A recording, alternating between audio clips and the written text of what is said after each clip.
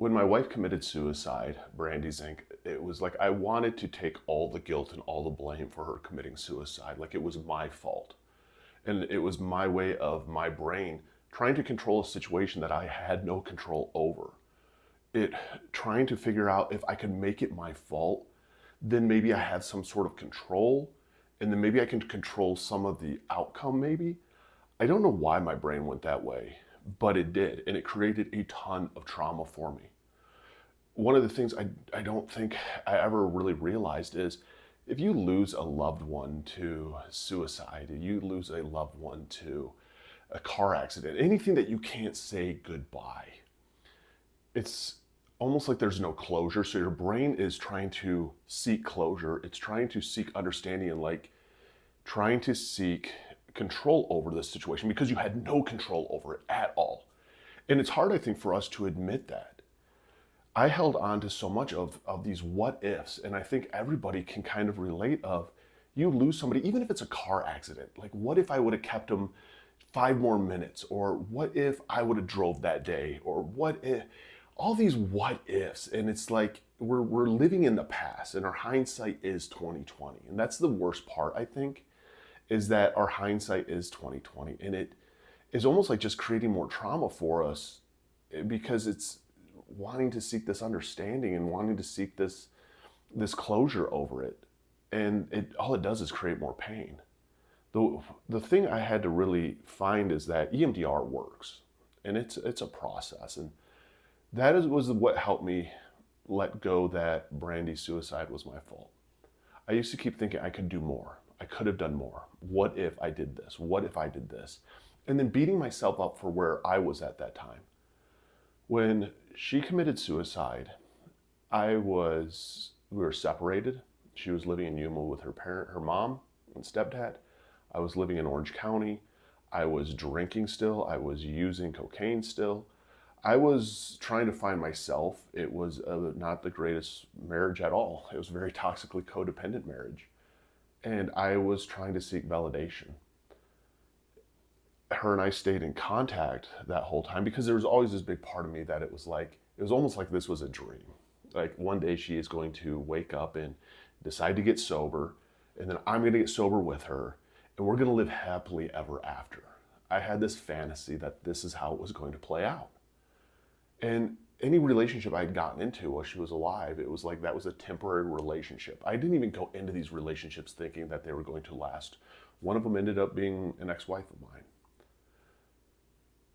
I went to EMDR therapy because I've always held on to if I wouldn't have taken her out to Yuma, or if I would have forced her into rehab, or if I would have pushed harder or moved or we moved, none of that would have made a difference. And it took me a long time to understand that, but I had to let go of a lot. I had to realize that I did everything I knew within my power to do, and I did that. And that's where I found a lot of my closure on this ad and through EMDR, was realizing when I knew something was wrong and I knew she wasn't sleeping correctly, she wasn't eating, she was just drinking, she was using benzos. This isn't good, this isn't right. What's going on? And she would describe to me, that she just didn't feel good or whatever it might be. And so it was like, okay, if you're not feeling good, I think I just kind of grasped on that because I can relate. You don't look like you're feeling good at all. So let's address what's not feeling good. And I didn't know what to address because it was like she was mentally off a little bit. And I was like, okay, what can affect the brain? And I didn't think even to go into wet brain or Wernicke's because I drank the same amount as she did. I just didn't realize she wasn't eating at all. So the first thing I thought of was, she had a root canal. Let's take her back and let's get the teeth examined, because if you get an infection in your mouth, that can affect your brain sometimes. So we took her in and they did x-rays, set up an appointment with this dentist. They went through her whole mouth and they found like a little minor infection, nothing big, gave her some antibiotics and said that it wouldn't do anything. Like they recommended a cleaning and a scaling and stuff. And I'm like, okay, this isn't the answer that I'm seeking. This is obviously not it. And she wasn't getting any better with these meds, with the antibiotics. In fact, she was just getting worse. I would come home and she would be asleep, and I would be as quiet as I could when I got home and tiptoe around the house, because she would sleep during the daytime and be awake at night. And the crappy part was I was asleep at night and I was gone at work during the daytime. So I got to the point that I never saw her. I know how lonely that had to probably have been. And I used to hold on to that though and be like, that's my fault. And it's not. I can't control what somebody else does. And we have to learn that, I think, as humans, that we can't control what somebody else does. That somebody's going to do whatever they want to do, and regardless of how hard we don't want them to. So I took her to a ENT, was my next step, because something still wasn't right. When you come home from a day of work and you've worked at this place for years now, and your wife looks at you and asks, where have you been? And you have always worked on a Wednesday. And you're like, I was at work. And starts asking you what day it is. You know that something's not right. And at first it was kind of like a joke. I was like, oh, it's probably like Groundhog's Day. She wasn't really leaving the house at all. She wasn't even doing laundry. She wasn't taking a shower. Like, she was not taking care of herself at all. And like, I would ask her to, and she would just kind of blow it off. So we went to the ENT, and they did the whole testing of everything and swabs and all of this. And a couple days later, we get a call to go back in. She had a little bit of a nasal infection, but that was it. Nothing major. And I'm like, something's not right with her. And I was like arguing with the doctor. I'm like, no, there has to be more. She is not right. And to prove me wrong, and I'm glad he did this, he was like, okay, I'm scheduling an MRI. You know, I'll show to you that there's like nothing wrong. Like, if anything's wrong, like, this is going to pick it up. And we went down for the MRI. And it was amazing how during this time it like got worse, but like each day got tremendously worse. To the point that we're going to the MRI. She didn't know where she was going. We were there. She couldn't take out any of her piercings that she had, so I'm helping her take it out. And if you've ever taken somebody's tongue piercing out, that's kind of hard to do. And I sit in there while this MRI machine goes, and I remember we got out. She's just kind of giggling. She was happy. And I'm helping her put her stuff back in. And we're walking out, and the MRI tech goes, you need to go to the emergency room right now. And I was like, no, I don't.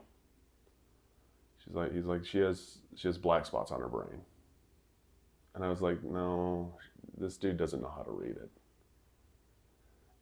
And I think she was coherent enough that she really kind of knew that something was wrong.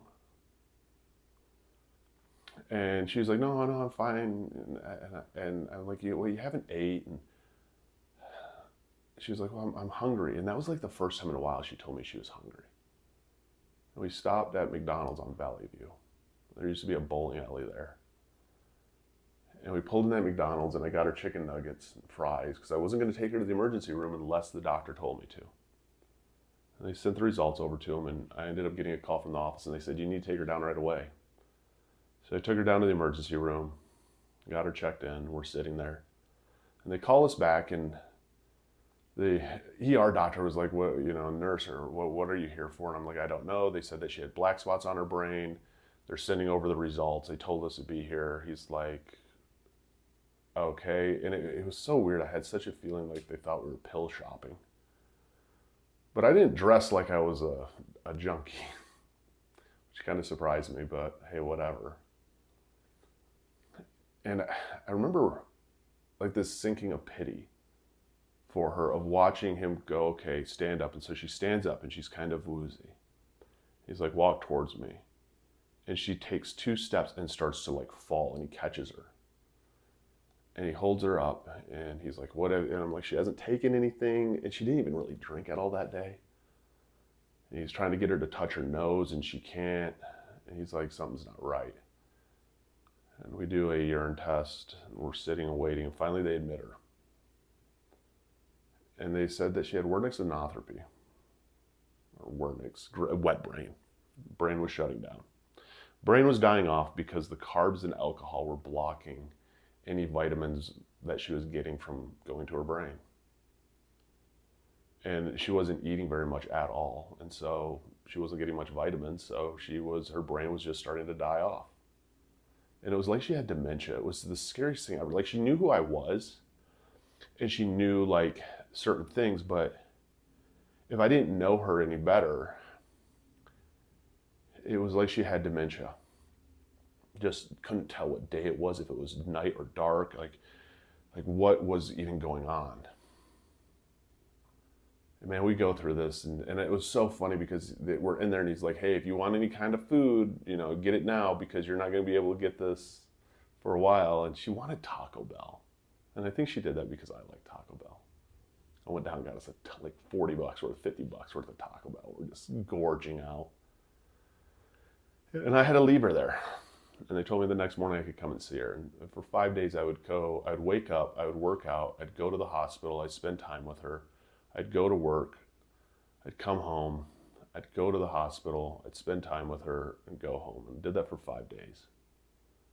And I remember thinking, like, this is it, man. Like, we have found the answer. And I was watching her get better. I found the answer. Like, it's going to get better. But it wasn't getting better. Like, we got out and like we were gung-ho. We were gung-ho for like a week that no more alcohol. We got to get sober, all that stuff. We're doing it without getting any kind of help.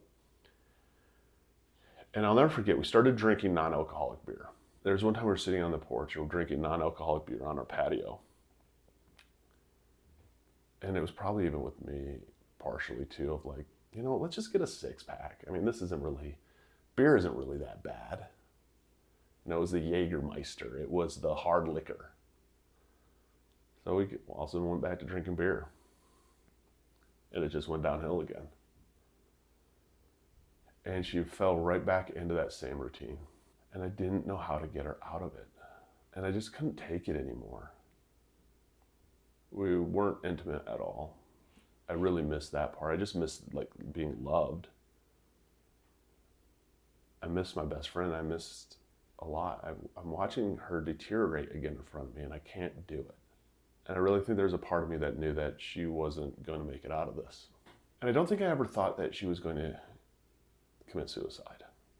But maybe I did subconsciously. Like, I knew that it wasn't going to be good, and I didn't want to find her body. And I knew with me, it was never going to get any better. I was going to enable her. Because whatever she asked for, I did. She wanted alcohol, I got her alcohol. And the only thing I could think of was getting her away from me because I was the worst enabler of them all.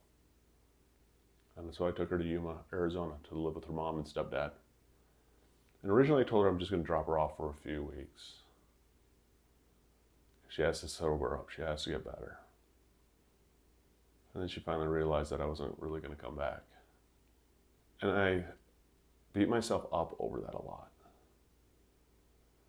But I ended up, through therapy, looking back at it and going, I did everything I could. I didn't know any better. I did the best I could. I took her to doctors. I sought as much help as I knew how to do. And that wasn't my responsibility to fix her, to change her. And I had to let go of control over that. And I had to logically process that through, and it was hard to do. It was hard to sit and just process it through that this isn't my fault. And that's where EMDR really helped because, man, processing it through, I could just feel it just up my neck, and I could feel it just my eyes and like my head, and just of really realizing like I did everything I could. And like, I can't beat myself up for that past. And I actually surprised myself by how far I went to try and help. But it takes two. It was amazing how I held on to that thought process and that time for so long. But EMDR made a difference. And that's why I highly suggest anybody who's struggling with trauma or struggling with grief and stuff and a lot of these memories to really look into like EMDR. Because the memory is still there, but it doesn't haunt me like it did once before. And I haven't even gotten all my big T trauma yet. That's little T trauma. But I'm excited because I know that there's hope. I think that was the best part about it, is I know that there's hope that these memories don't have to haunt me, where I hold in a part of me that I'm not good enough, or I should have did more, or I could have did more. And realizing that I've always done everything I knew what to do to the best of my ability. And that makes it okay. And that's why I like sharing, is because I know that there are others out there who really struggle with stuff like this and even how to heal.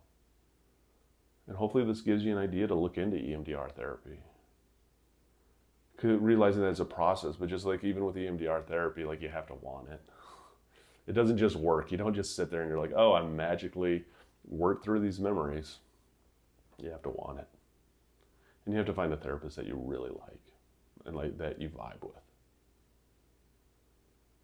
But I will say, if you've ever wanted any kind of hope that, yeah, like those memories don't have to haunt you the same way, and that we do heal.